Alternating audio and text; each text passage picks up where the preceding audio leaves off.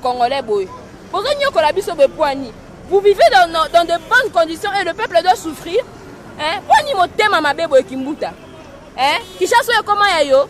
Obota mana kishaso yo. Gouvernement wana eza yo. Poni boy. Poni boy botala vraiment. Regardez. Botala banda ko batu ndenge za nsima wana. Batu bazote kabilo ko lia na ngambu. Etikali mukie fulu wana bota espace etikali pona makadam. Donc quand tu fous le rocat ça tikuna. C'est vraiment de la médiocrité qui mouta, c'est de la médiocrité. Aux hommes médiocres, pas bon regarde si que pas vivre dans la situation haute.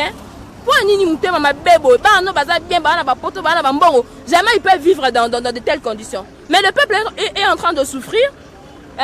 Binomo bomona, c'est vraiment de la médiocrité parce qu'il kate ce cardinal a benga bango médiocre. Le pays est détruit. Ce pays, ce n'était pas comme ça. Moko ezalaki boyete lelo yo bato bakomi kokufa na mai awa mbongo batax bakiraka mai te tala ndenge voisin na ngai awuti kokweya kokufa na kati ya mai parce que abinia tala mai eza débordé. Alors quel pays toloba te alors tu bibembe tokokunda jusque quand moko tozalaki boyete même tango ya Mobutu ezalaki boyete on ne peut pas accepter des choses pareilles. Mais non, quand même, il faut dégager. Nous disons de dégager et de libérer ce peuple. Trop, c'est trop. On a assez. Mbote. Toza na cabine da flambeau. Muke nazo poussa na côté ya fulu. Aintoye ba soki bambongo na biso ya ba vignette otofutaka. Ya ba taxe, ya ba biloko be otofutaka kendaka wapi.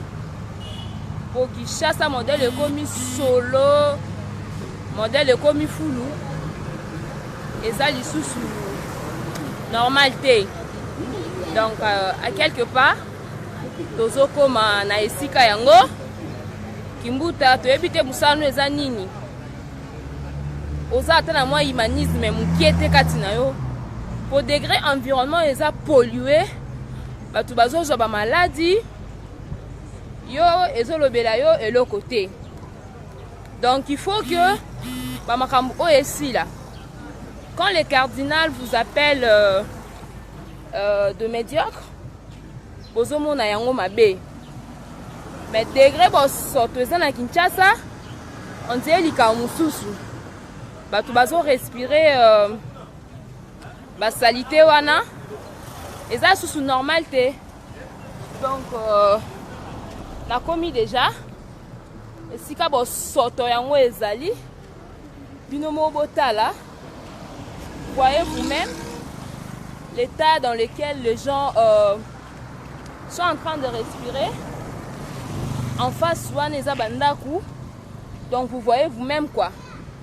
Kinshasa solo botala pena en plein centre-ville ndenge ville les a salité. Regardez vous-même. Botala, en face wana il y a des habitations. Donc kimbuta musano tozoye bangote. Soko kamakambuto tu peux démissionner. Binomo botala penza.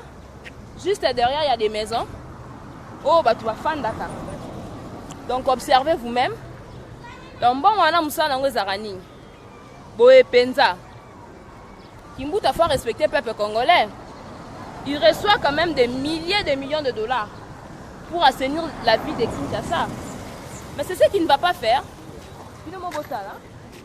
botala bino moko donc cabine de flambeau botala comment est-ce que Kinshasa est sa salité donc ce n'est pas son problème bon on a na famille na et non assainir la ville quoi.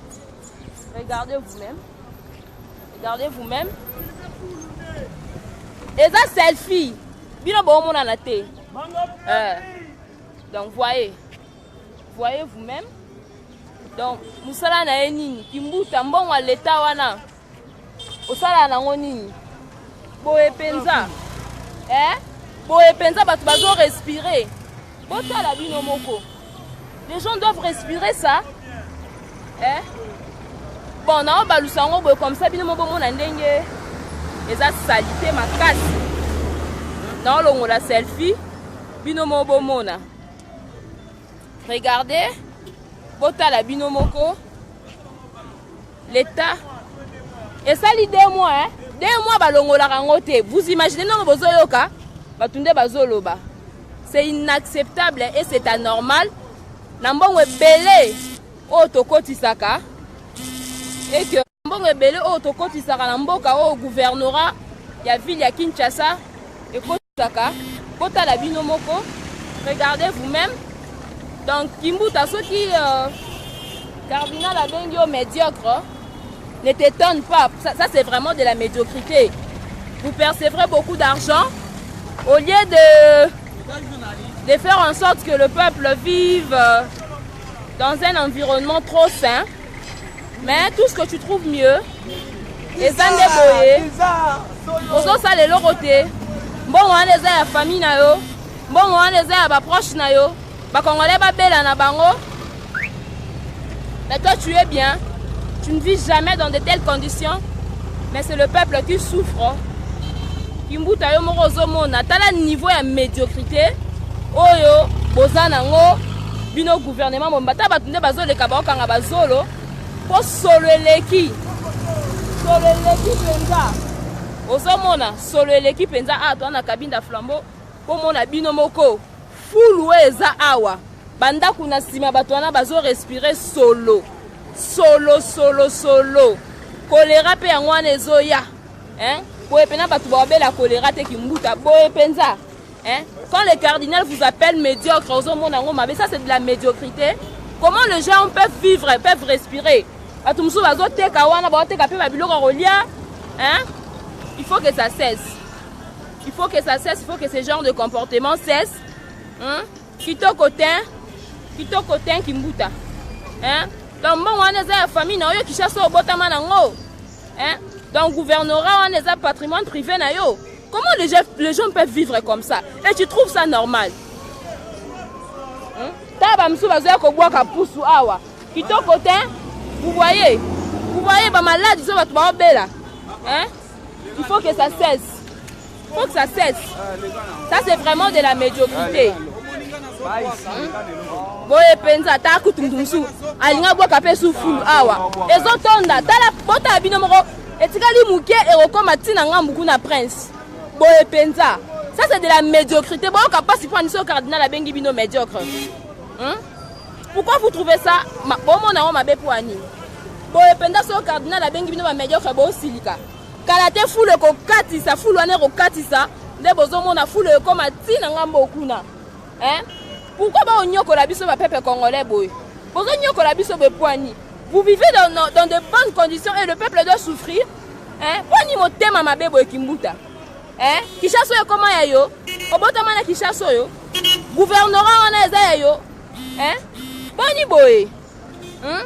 Poani boy botala vraiment. Regardez. Botala banda ko batundenge za nsima wana. Batu bazoteka biloko olia na ngambu. Etikali muke fulu wana bota espace etikali pona makadam. Donc karate fulu rokatisa tikuna.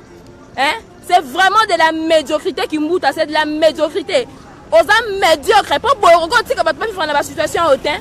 Pour nini mutema mabebo, ba no baza bien ba na ba poto ba na ba mbongo. Jamais ils peuvent vivre dans de telles conditions. Mais le peuple est en train de souffrir.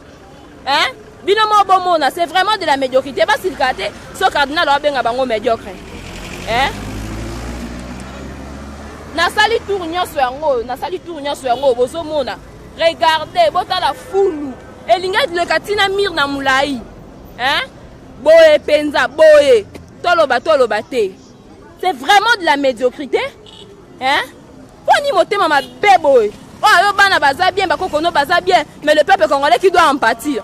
Pourquoi? Oh, les gens qui moutema mabe, qui moutent, les gens qui moutema mabe. Dans ça, babi fulu et ça dit 2 mois awa. Ça fait 2 mois que ba longo la fulu oté. Hein? Quand on a ndenge kalaté zo comme tikuna na makadam. Motema mabe. Quand on vous appelle médiocre bo silika. Nango kanganga na mboka nango kanganga. Ciao. Bon, na suki wana bino mo bomoni, na ngeka na lakisa bino full o eza na cabine d'abo marché a. Boye vraiment, boye solo bato le kaba kanga solo 2 mois. Na suki awa. Bon lakisa ki muta soka okota aya otala ndenge a bebise biso ville à Kinshasa. Les premiers citoyens à ville en tika ville vanda na bo soto bato ba maladi ba choléra. Yo za bien na bureau na yo. Motema mabe, kimbuta motema mabe. Le pays est détruit. Ce pays, ce n'était pas comme ça. Moko ezalaki boyete. Lelo yo bato bakomi kokufa na mai. Awa mbongo batax bakiraka mai te. Tala ndenge voisin na ngai awuti kokweya kokufa na kati ya mai parce que abinia tala mai eza débordé. Alors quel pays? Tolo bate. Alors tu dis bembe soko kunda jusqu'à quand? Moko tozalaki boyete. Même tango ya Mobutu ezalaki boyete. On ne peut pas accepter des choses pareilles. Mais non, quand même, il faut dégager. Nous disons de dégager et de libérer ce peuple. Trop, c'est trop. On a assez.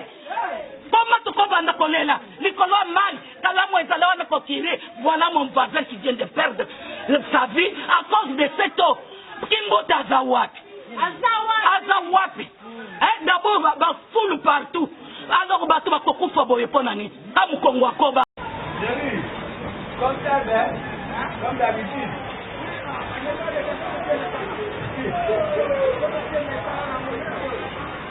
Normal.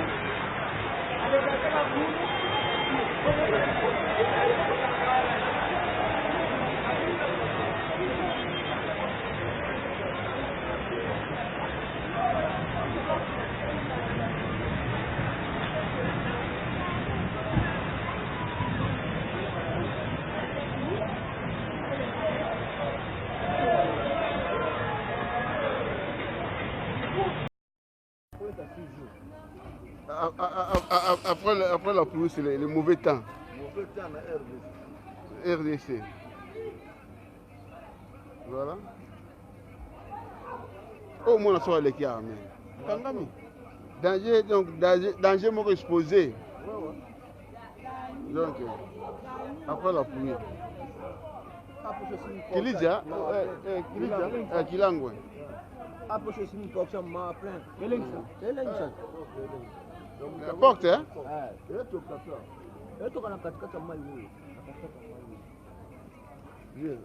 Ah oui.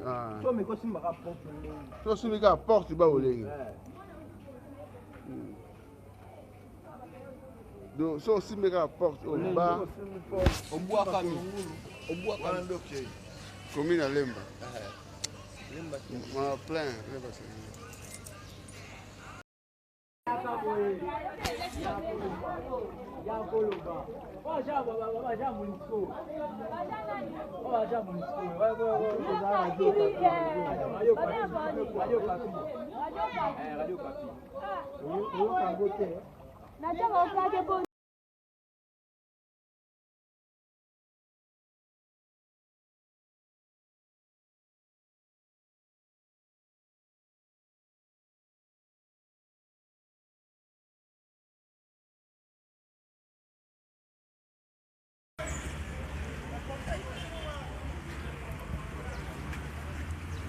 Ah, tu as la première rue d'Ilandos.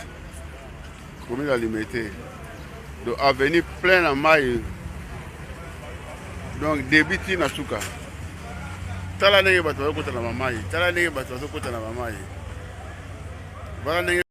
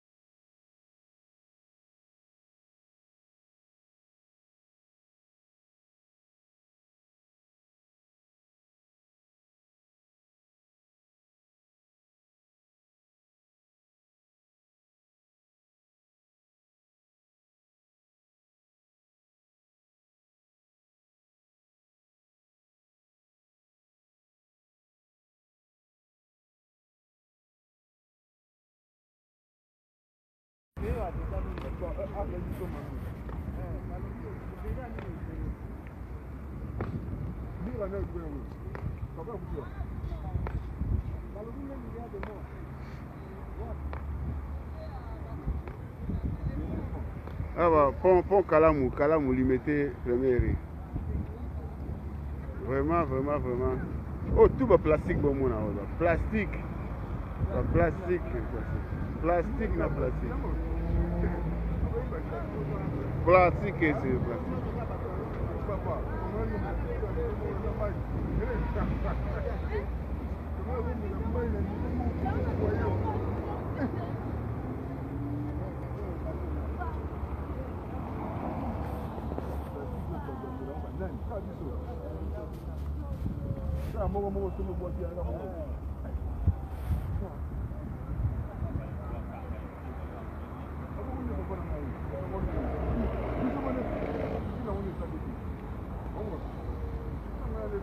Plastique na plastique.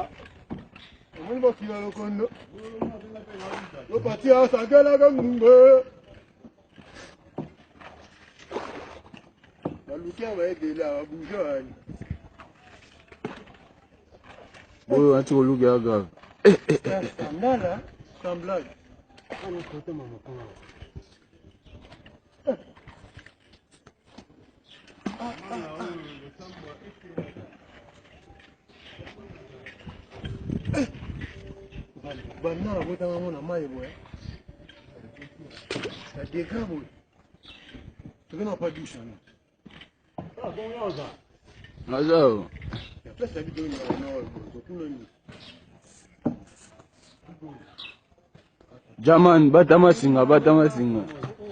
Johnny. We Johnny. Listen. Kia biso to abatabangi boye byango te. Ese mutabangi ta ko ma place abo.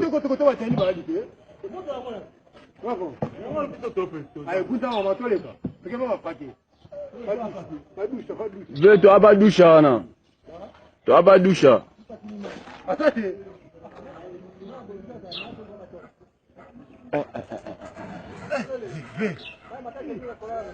Scandale. Mai.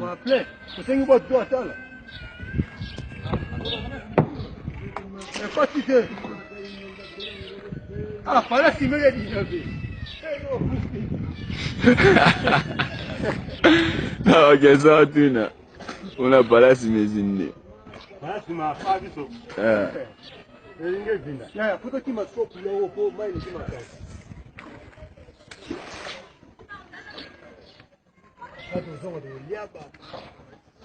Nous sommes autorisés dans les matins.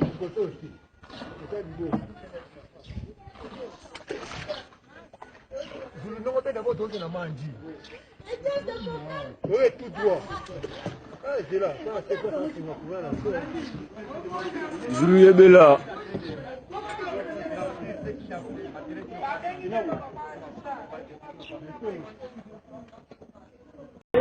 C'est là où on sait quand on va finir.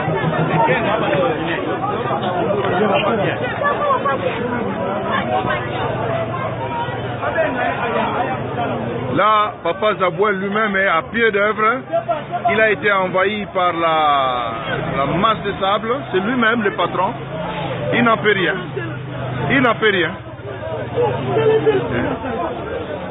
C'est vraiment toute détresse. Il est obligé de mettre la main dans la pâte lui-même. C'est le papa Zabouel, c'est lui-même qui a pied d'œuvre.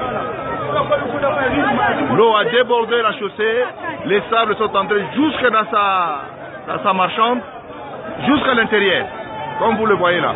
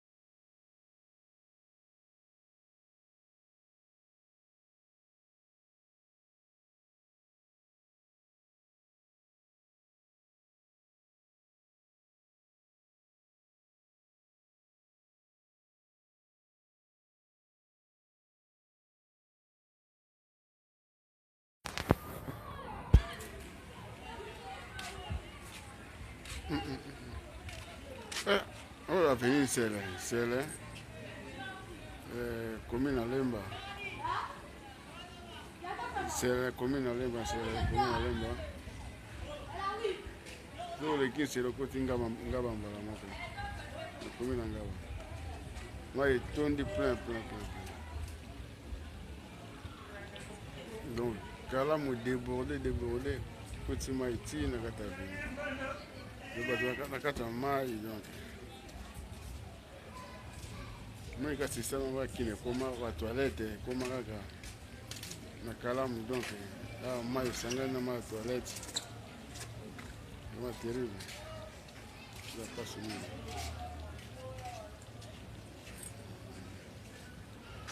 On va nakata mai.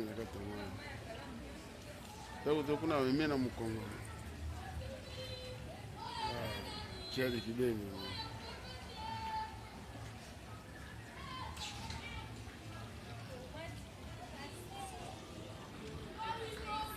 Peuple congolais, tango ekoki, tosangana, potobengana, kanambera système naye, petosa la résolution en conférence nationale souveraine, potome ma démocratie à solo, pe toi de droit, namboka Congo.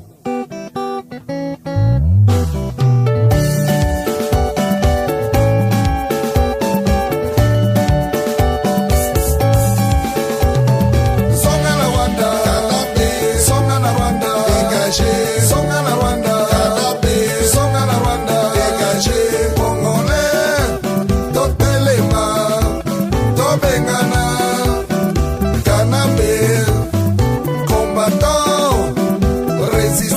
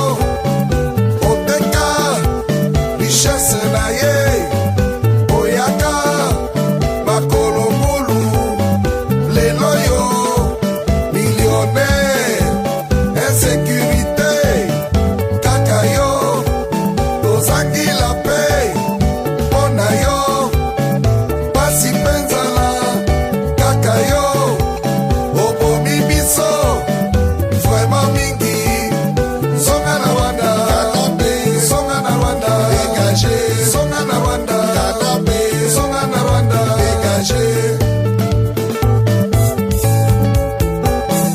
Kanabe assassin ndako na yo na ce pays congolais totomboka todétruit occupation okabola Congo okoka te koteka Congo lokuta Congo na biso unité Kanabe dégagé songa na Rwanda songa na Rwanda dégagé